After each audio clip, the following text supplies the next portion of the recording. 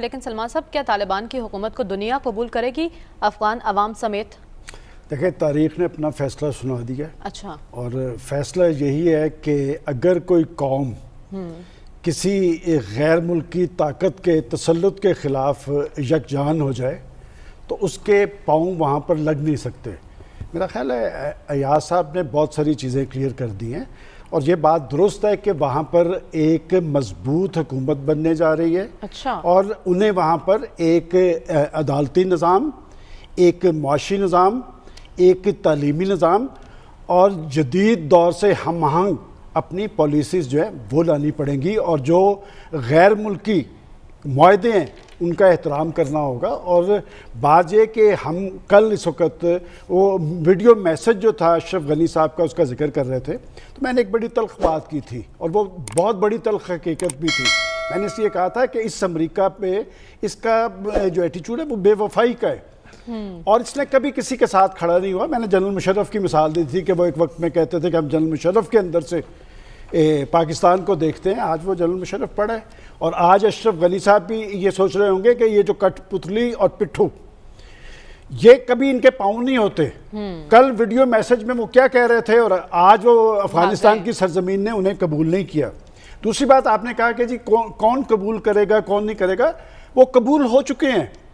یہ تمام علاقائی فورسز آپ دیکھیں گے پاکستان میں، چین، روس، ایران، وہ اردوان صاحب نے بھی کہا کہ میں بات کرنے کے لیے تیار ہیں، اردوان صاحب کا بھی آ گیا۔ اور سب سے اہم بات آج سے 3 ماہ پہلے اس پروگرام میں ہم نے ڈسکس کیا تھا، وہ برطانیہ کا ایک وزیر دفاع، اس نے کیا کہا تھا کہ کابل کے اندر طالبان کی حکومت بنی تو ہم ان سے اپنے معاملات چلائیں گے اگر بین الاقوامی ضوابط کی پاسداری کی تو یہ جو کچھ ہو رہا ہے، دیکھیں بات یہ کہ وہ امریکہ جو آج سے 20 سال پہلے وہاں پر 48 ملکوں کے ساتھ آیا تھا اپنا تسلط قائم کرنے کے لیے، ایک تو تاریخ کا سبق یہ ہے کہ پٹھو اور کٹ پتلی ان کے پاؤں نہیں ہوتے۔ میں نے کل بھی یہ بات کی تھی کہ وہ کوئی جمہوری حکومت نہیں تھی، یہ لوگ جہاں پر گئے ہیں۔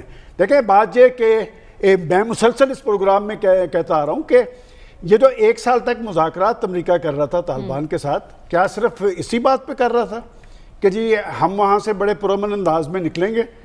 آج وہ پینٹاگون کا ترجمان ان سے اپیلیں کرتا نظر آ رہا ہے اور میں سمجھتا ہوں کہ ساری صورتحال کو سمجھنے کی ضرورت ہے۔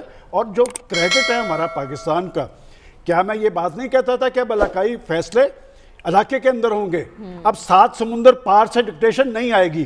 اس ڈکٹیشن نے ہمارا بھی بیڑا غرق کیا۔ اس خطے کے اندر بدامنی، لا قانونیت، دہشت گردی، شدت پسندی، اصل ذمہ دار امریکہ تھا کہ دہشت گردی کی جنگ فرنٹ لائن کنٹری ہم۔ اور سب سے مزیداری کی بات تو یہ ہے کہ وہ جو اشرف غنی کو آج سے 1 ہفتہ پہلے ایئر فورس دے رہے تھے، آج سانپ سونگا ہوا ہے کس کو؟ دیکھیں تمام علاقائی فورسز یہی کہہ رہی تھی کہ پرامن حل۔ اور ایک بات میں سمجھتا ہوں کہ ہم شاید فورس ہی نہیں کر سکے کہ یہ کہا جا رہا تھا کہ جی جب طالبان داخل ہوں گے بمیں پاکستان کے کہ ایسی حکومت کو تسلیم نہیں کریں گے، کنسنسس گورنمنٹ بنے گی، سیاسی مذاکرات کے ذریعے بنے گی۔ اس وقت آپ دیکھیں ذرا فورن میڈیا، وہ طالبان جس انداز کے اندر بھی آئے ہیں وہ آ چکے ہیں، وہ افغانستان کی سب سے بڑی سیاسی حقیقت ہے۔ اور وہ فورسز جو کہہ رہی تھی کہ اس طرح طالبان آئیں گے تو ہم تسلیم نہیں کریں گے، انہیں دنیا تسلیم کرتی نظر آ رہی ہے۔ سیاسی حقیقتوں کو جب آپ پس منظر میں ڈالیں گے اور پٹھو اور کٹ پتلی میں مسلط کریں گے تو وہ معاملات نہیں چلیں گے۔ لیکن میں سمجھتا ہوں بڑا چیلنج خود طالبان کے لیے ہے، اس لیے کہ اگر پاکستان یہ کہہ رہا تھا کہ جیسے کہا گیا کہ اگر وہاں پر استحکام آئے گا تو پاکستان کا بھی استحکام۔ ایک بات میں کلیئر کر دوں، یہ جو ٹی ٹی پی کا تسلسل، یہ ہمارے ہاں کچھ لوگ وہ ٹی ٹی پی کا، میں آپ کو پورے وثوق سے یہ بات کہہ رہا ہوں، ٹی ٹی پی کے خلاف کارروائی ہوگی۔ ٹی ٹی پی طالبان کا تسلسل نہیں تھا، وہ امریکہ، بھارت اور اسرائیل کا تسلسل تھا۔ وہ پاکستان کو غیر مستحکم کرنے کی ایک سازش تھی۔ ان کو اسلحہ کن کا ملتا تھا، ان کو فنڈز کون دیتا تھا اور ان کے لیے کون مرا جا رہا تھا؟ اس وقت ذرا آپ انڈین میڈیا اٹھا کے دیکھیں، وہ دہشت گردی، وہ جی وہاں پر آ گئے ہیں، اصل میں میسج تو ان کو گیا ہے۔ اس لیے کہ طالبان نے تو ایک لائن ڈرا کر لی تھی کہ ہم نے غیر ملکی تسلط برداشت نہیں کرنا۔ ہاں ایک بات، میرا سوال جو ابھی تک میں حل نہیں کر پایا پروفیسر، ان کی ڈیمانڈ کیا تھی کہ 20 سال پہلے جہاں سے ہماری حکومت جس طرح ختم کی گئی تھی وہی امارات اسلامی بحال ہوگی. اچھا اب وہاں پر امیر آئے گا, صدر یا وزیر اعظم آئے گا, سسٹم کیا آئے گا. دیکھیں بنیادی فیصلے انہوں نے کرنے ہیں. میں سمجھتا ہوں کہ بنیادی فیصلوں کا اختیار انہیں مل چکا ہے, اور اب وہ کس طرح باقی فورسز کو ساتھ لے کے چلتے ہیں یہ اصل چیلنج ہے. ٹھیک ہے, اہم پوائنٹ اٹھایا سلمان صاحب نے کہ طالبان حکومت کی اب شکل کیسی ہوگی. ڈاکٹر صاحب کیا امریکہ کا اب بھی کوئی کردار ہوگا؟ حکومت بنا بھی لیں تو حکومت قائم رکھنا آسان ہوگا طالبان کے لیے؟